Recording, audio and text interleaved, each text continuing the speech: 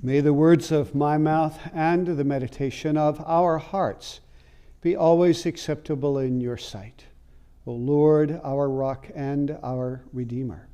Amen. Please be seated. There's a connection between the opening collect and actually the closing prayer before we pass the peace. The opening collect talks about what binds us together. What binds us together is Jesus himself. But how we understand that has to do with the teaching of those who were his eyewitnesses. And that's what it means by grant us to be so joined together in unity of spirit by their teaching. What that has to do with, we believe that particularly the Old Testament, but the Bible itself, is a document written by a series of authors who more often than not were eyewitnesses to the events and to the people that they encountered. In other words, what we're getting with the scriptures, among other things, is living history. It's more than that. It's poetry and metaphor and all kinds of things, but it is certainly that. And that's especially true for the Gospels. In other words, we have a sense that the scriptures themselves are authoritative, meaning they are reliable to effectively communicate to us the truth of who Jesus is. Because who Jesus is has everything to do with how you think about him. And as a result, how you relate to him. If you somehow, for example, believe that Jesus is an ogre who is out to get you, that's certainly going to affect the way you relate to him. And so the Bible is very careful, especially the Gospels, to do all that they can to present what they believe to be an accurate picture of who Jesus is. Therefore, we have said, and the church has said, that has authority for us. In other words, we are saying together that we believe in the Jesus, in essence, that is revealed in the Bible. The Jesus that we learn about specifically through the Gospels and the other people who were eyewitnesses or who knew the eyewitnesses and wrote about them, like the Apostle Paul, for example. That's a part of what allows us to say that there is historic authority to that which we believe. Then over at the end, there's a final prayer after everybody is confirmed. And what happens is, I want to make sure I've got that page right. Yep.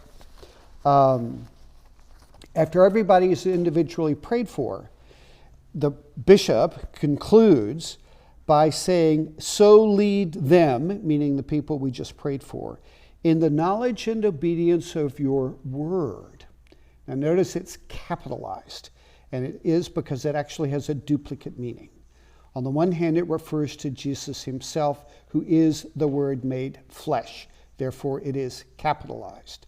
But again, it also references, by virtue of using that name, that noun, the scripture that speaks of him.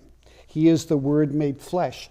So what we're doing here is we have a group of people who are coming to say, in a new way, I am committing all of who I am to Jesus Christ.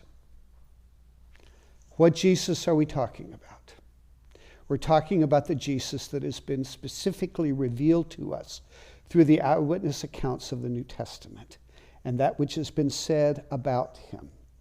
And therefore, as a result, we bear two responsibilities. One is to make sure that what we're thinking actually lines up with what the scripture says about who Jesus is. In other words, Jesus is not just sort of stick figure that we can color in any way that we like. There's a very specific reference to it. And also, we're saying that we're placing our trust in this one whom we have personally come to know, meaning have a relationship with. It's not just somehow that we're reading about him and we like the idea of connecting to him.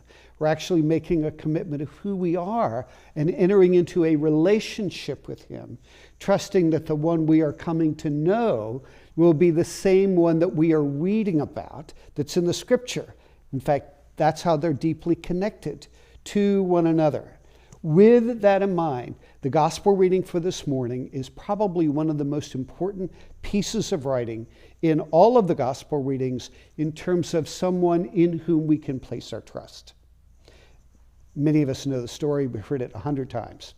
The two things I want to call to your attention is in the midst of this great controversy that's going on between Jesus and the Pharisees, Jesus says to the man who's been brought in, your sins are forgiven. Big hoo-ha over that. Who is this? Human beings don't have authority.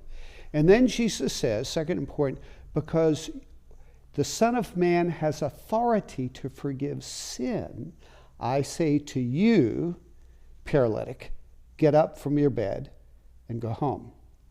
Two things I want to call to your attention. One is the nature of Jesus' authority.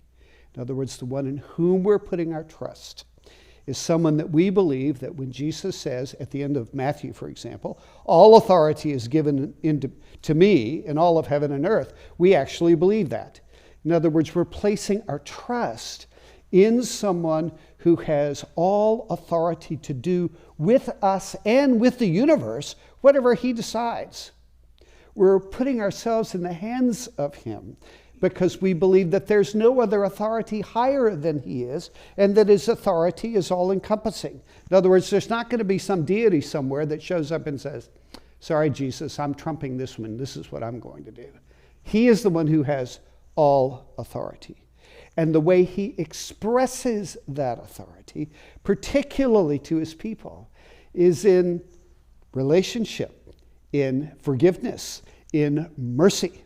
In other words, his authority is not a club that he wields to beat us.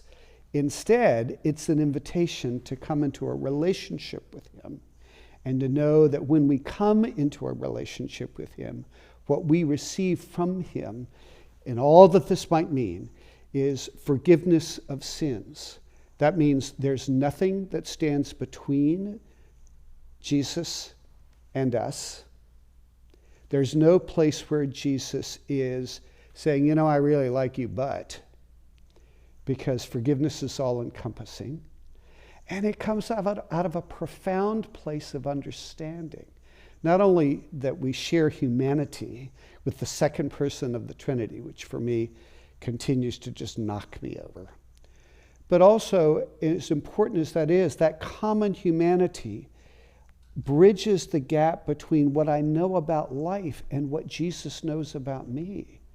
He is the one, as we often say, before whom all hearts are open, all desires known, and no secrets are hid. And that's meant to be a word of comfort, not a word of, oh, he knows, I better hide. But instead, you know all of what's inside of me. And because that's the case, and you have all authority, I can come into your presence. And I know that I will be welcomed. I know that I will be forgiven. I know that you will hold me in the palm of your hand. I know that you are the exact likeness of the invisible God. I know that you are trustable and that your words are trustable. And because that is the case, I'm willing to step in and ask you to make me who you want me to be, your plan for my life, who you've called me to be as a redeemed human being, and the role I'm to play in the world as your child. That has everything to do with what we know about Jesus and the commitments that we have made to place our trust in him, because we believe that what the Scripture says about him is true, and he is, in fact, who he says he is. In other words, the knowledge that we have and the relationship into which we have been invited is not based on our imagination. It's based on the authority of Scripture itself and the reliability of what we place in the Scripture, which means that's our obligation, is to live in obedience to the Word. We're not here to sort of make it up as we go along. Instead, we're placing our trust in what we are reading and understanding, wrestling with. It's hardly easy at times.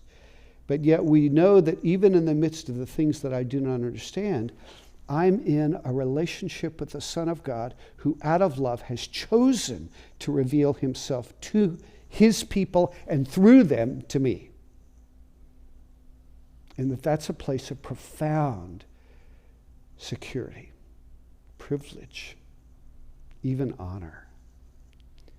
And so, beloved, as we continue to say yes to him, even through the commitments that we're making today, what we're really saying is, Jesus, I'm committing myself to you because I want to know you more. I want to see more of who you are as it is expressed in the scripture. I want to know more of how you operate in the world and what you want to do in and through my life. I don't want to be led into some delusion. Save me from the capacity to make something up that isn't true about you. Continue to bring me back again and again to who you are in the scriptures themselves, that I might have the confidence of knowing that I'm following the Son of God and that I can trust in him. And he has all authority in heaven and earth. And how he shows that again and again and again is the receiving of me as a redeemed sinner and speaking to me words of assurance and forgiveness. Amen.